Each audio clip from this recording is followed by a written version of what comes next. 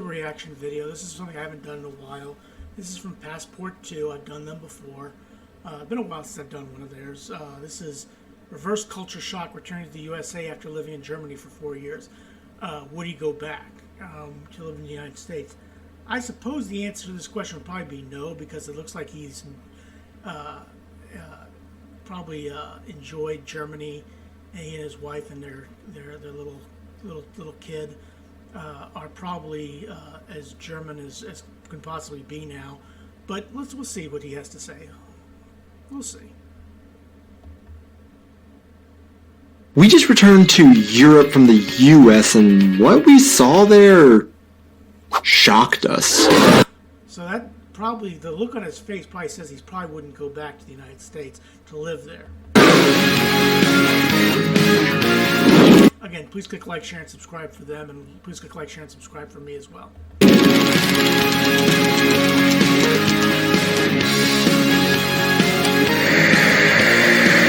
Hey guys, and welcome back to our channel. I am Donnie, along with my wife Aubrey. We are two Americans currently living in Germany with our baby, sharing all of our experiences living and traveling throughout Europe. We've been living in Germany for over 4.5 years now, but just took a trip back home to the States to visit family. This was the first time that I had been back to the States for over a year, and the trip before that was the first time that I had been back to the States for over 2 years. After spending so much time outside the US and so much time in Germany, an interesting change in me has happened where life in Germany and really Europe as a whole has become our new normal. And yeah, and that's what you would expect to have happen. If you've lived in Germany for 4 years, you become used to living there, used to experiencing it. So yeah, that makes perfect sense. Going back to the US has become the bigger culture shock experience. Now, you might say that sounds a bit exaggerated considering we are still Americans after all, but with a combination of things changing a lot in the US since we left it, or things like we became parents in Europe rather than the US, so we never noticed the differences between parenting in the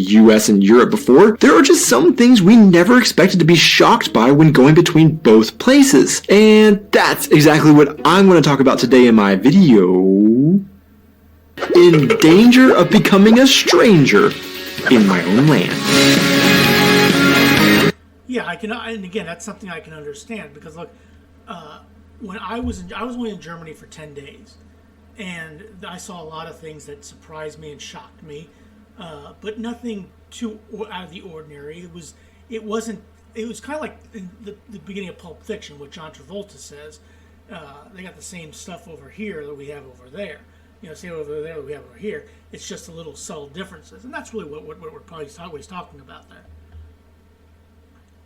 Let me first say that some of these differences and culture shocks are going to be a little more specific to where we are originally from, a southern US state called Oklahoma, and where we live now in the southwestern German state of Rheinland-Pfalz. Like, for example, and like he was in an area of Germany which I'm somewhat familiar with, not too far out of Frankfurt, because that's where we stayed. We were in Frankfurt, and so we were in that area that he was in. I don't know a whole lot about Oklahoma. I'm in Ohio, but I've been to Oklahoma before. Oklahoma is known for having one of the absolute lowest costs of living in the US, and for us, the prices for eating out, for example, are basically frozen in time in our brains. What I mean is, what we used to pay 6 years ago when we last lived in the US is what we still expect to pay, but that has definitely changed, and just like everywhere else, life has gotten more expensive. However, the biggest reverse culture... There's a reason why things have gotten a lot expensive, but I'm not going to get political here. Culture shock we experienced in this way was the price difference in pastries and breads that you pay there versus here in our part of Europe. Now there's a bread culture in Europe, a bread culture in Germany, and not a big bread culture in the United States, certainly not as big as it is in Germany. Went to 2 different bakeries in Oklahoma. Yes, surprise, there are bakeries that bake fresh breads, and you can find more than just toast bread in the US, but honestly, I was dumbfounded at the cost of these baked goods. For example, one baguette at one of the bakeries cost $5, or a mini baguette, which was maybe about a third of a regular baguette, cost $3.50. Now, I went shopping last night, and I do remember there was a mini loaf of French bread. It wasn't big. It was probably about yay big. You could probably, what usually for that this big, it's like 350 for this, but this was like 250. It was like, wow, that was more than I wanted to pay for it. I thought it would be like $1.50, but it was 250. Whereas where we live, I can pop over to France where the average price for a baguette in 2022 was just 90 cents. And boulangeries were lamenting the fact that they might have to raise the price to €1.50. Here in Germany, I can go grab a baguette from our local bakery for just around €2.50. Now, I'm not going to pretend to know everything that goes into baking and selling these products to say whether or not these prices are justified, but there seems to be a different mentality towards these goods in Europe and the US. In Europe, these types of baked goods, whether it be a baguette or another type of local baked bread, are just staples of life and therefore seem to be priced as staples of life where people can afford them. However, in the US, fresh baked breads like this from a bakery are sometimes viewed as a luxury item and are therefore priced as luxury items. Because Again, I'm not so sure about that. Well, maybe they are. Maybe they are where you are, but they are more expensive, and there's a reason for that. Why things are more expensive nowadays in the United States. And like I said, I'm not going to get political, but that's par for the course. It doesn't surprise me that he says that. Because they're handmade and artisanal, people think they should be paying high prices for these items. Again, the main difference being where French people might be buying a baguette daily or multiple times a week, a $5 baguette is just absurd. But for an American that buys a baguette for a special occasion, $5 is a reasonable price for a specialty item, I guess. We've talked over and over in our videos about how driving in Germany can be a completely different experience than in America, and how in Germany you have the train culture, so you can always take a train wherever you need to go. You don't always have to drive a car. There's a lot of people who probably don't have cars in Germany. You don't have that in the United States. You don't have a train culture in the United States. Overall, I will admit that I believe German drivers are significantly better, and how I personally enjoy sharing the roads with them over American drivers. Well, this last trip, Well, I can't really speak on that because I never drove in Germany, so I'll take his word for it. I was reminded of another difference that made me appreciate driving in Germany even more, and that is the distances to places and just the sheer amount of time required to drive to destinations compared to Germany. First off, I think it's common knowledge that things in the US are just simply more spread out than in Germany, and that is particularly Not necessarily, but some case, yeah, I can see where you say that. true in the suburbs. And until you experience it for yourself, you can't really appreciate just how spread out things are. With the combination of nearly every building seemingly requiring a huge lot surrounding the building, plus a huge parking lot to accommodate all the vehicles, there just simply isn't walking between places. And to be Again, that's where the train culture comes in. Okay, so in Germany, yeah, I noticed everything. I mean, in Frankfurt, everything was in walking distance. It's kind of like New York City in that respect, because I'm sure there's a lot of people who live in New York City who don't need to have an automobile, or they can just walk to wherever they go. But in the United States, it's a little bit different.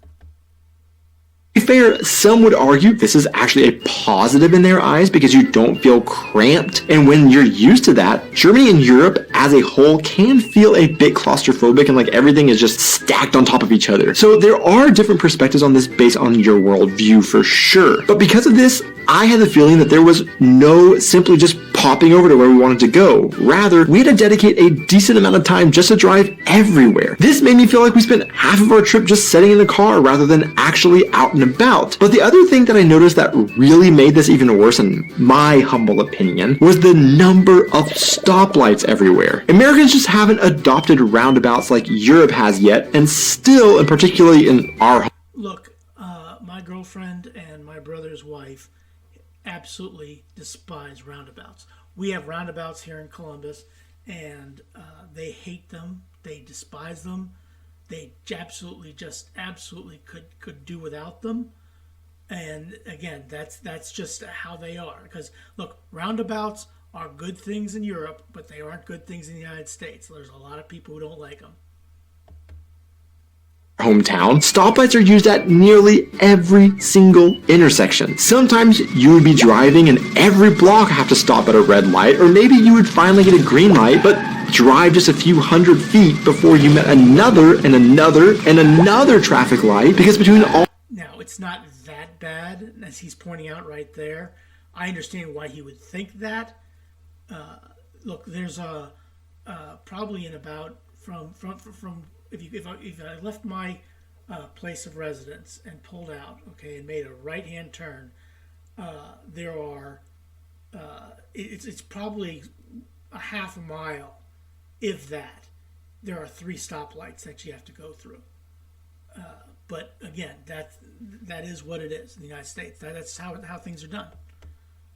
All the major intersections, all the minor intersecting roads, and some parking lots also had stoplights as cars tried to make their ways to the main roads. Again, making me feel like we were just crawling to get anywhere. Now, I do again want to mention that experiences with this are going to vary based on where you live. For example, we do live in a more rural part of Germany and don't drive in major cities often these days, where most intersections in our area are roundabouts, and therefore traffic continues moving relatively smoothly as we don't have to stop and wait for a light to change. And I will admit, we visited family in Texas, and in this area that we were specifically in, I was surprised and impressed with how many intersections have changed to roundabouts and we're in the process of being adapted to roundabouts. So this does look like it may be changing, at least there, and that made me excited about the future of driving there.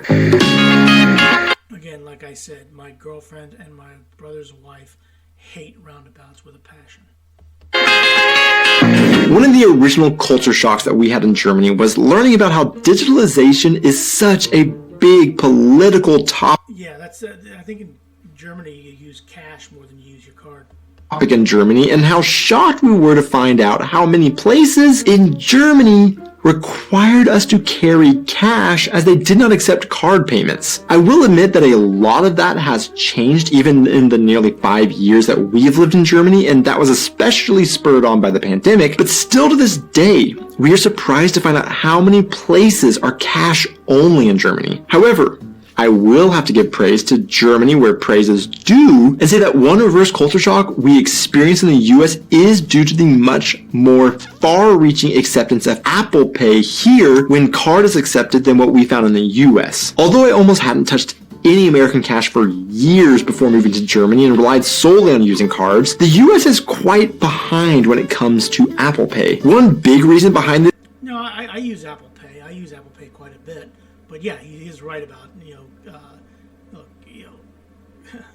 I haven't had carried cash in the United States in a long time. Been about at least a year, if that I've actually had cash in my wallet. This is the difference in how card payments are taken at restaurants between Germany and the US. Where in Germany, a waiter brings a card reader to your table and you can simply just tap your card there, and therefore you are able to use your phone and Apple Pay if you want. In the US, you still hand your card to the waiter who wanders. Not so much anymore. There's a lot of places I know where you bring up where they do what they do in Germany, where they bring the card, the thing to you, and you push it in and you just tap it. That's actually changed the United States somewhat, but not as much. But he is right. Most places, you hand the card, the waiter comes and takes it, and then brings it back. Again, it is what it is. Off with it to pay at a central kiosk. Therefore, you aren't handing your phone to the waiter for them to be able to use Apple Pay and that convenience that comes with that service. There's other theories like how in the US, card payments are well established, so changing that mentality and norm takes a lot more effort than somewhere like in Germany, where, for example, I just mentioned it was a very cash-heavy society. So when they make the change to accepting cashless payments, they just accept what is the latest tech, and that is systems like Apple Pay. Whatever the reason, I would be interested in knowing from you guys, do you like using Apple Pay, cash, or cards the best? I like using cards the best. That's what I've been used to doing. But Apple Pay is great too. To see who made it this far into the video, the random question of the week is... what is your favorite genre of music? Thanks so much for watching, guys. Classic rock. That's what I like. Guys, be sure to hit those like and subscribe buttons, and I will see you in my next video. We just Yeah. returned from... Oh, that's okay. Yeah. Reverse culture shock, returning to the USA after living in Germany for 4 years. That's Passport 2. Please click like, share, and subscribe for them, as well as like, share, and subscribe for me. Have a good rest of your day, and thanks for watching. The prices for baked goods were one major reverse culture shock we experienced in the US, but this wasn't the only shock at American bakeries, or really at nearly every coffee shop or restaurant we went to. One thing we also were unfortunately reminded of was the widespread practice of serving almost everything on paper or plastic. One place in particular that surprised me was at the high-end bakery in our hometown that even had tables and chairs for you to sit and enjoy their goods there. But even if you were going to do that, they still just brought our breads and pastries in a large paper box and gave us paper cups for our coffees. Again, that is par for the course in the United States. That's how things are done in the United States. I don't know how they're not always, because at Panera, I know they give you if you go to Panera, they get it put on a plate. But yeah, that is par for the course in the United States. They put it on paper, or it just is what it is. Now, I'm going to completely ignore the environmental aspect of this type of packaging, although we all know the problems there with this, and instead, what about just talking about the experience of this? We couldn't believe we had just paid those high prices and still were only given our food in disposable containers. To be honest, where in the past I probably wouldn't have thought anything about it and would have just focused on the contents of the package, now I have gotten used to enjoying the whole experience of enjoying my food in non-disposable vessels, as simple as that is. But again, like I said, Panera, you can get it on a plate. I don't think he went to Panera. It didn't look like it was a Panera place that he went to. But yeah, that is par for the course in the United States. That is how it is, and that's how the business owners cut costs. It is what it is.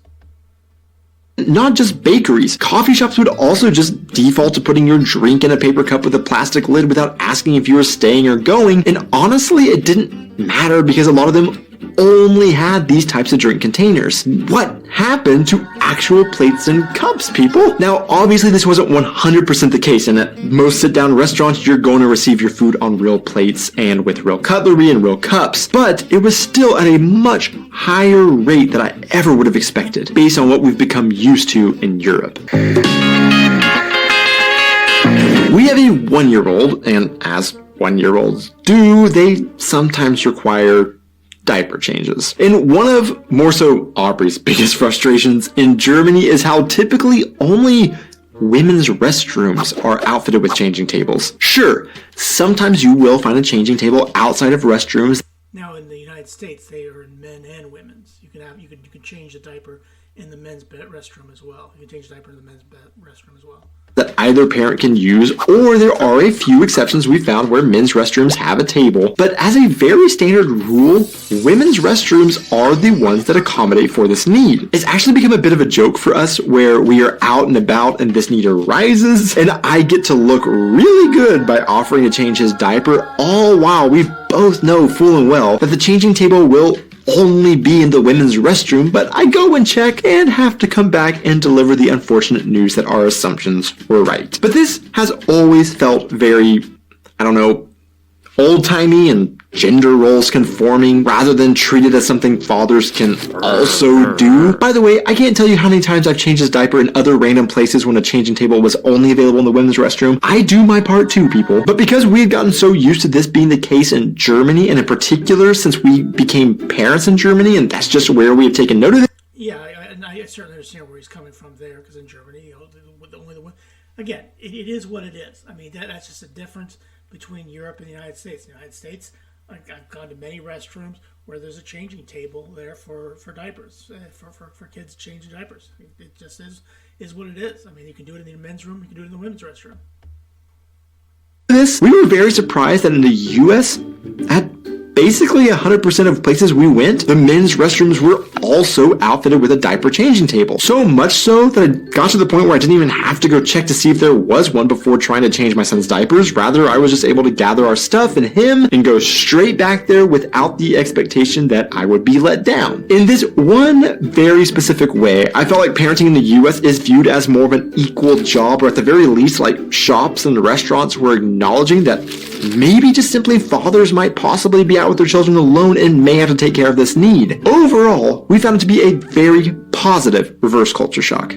Yeah, it is something that is good to do. Look, I never have any kids myself, but I have changed diapers of my nephews and had to do it in a men's restroom before. It is what it is.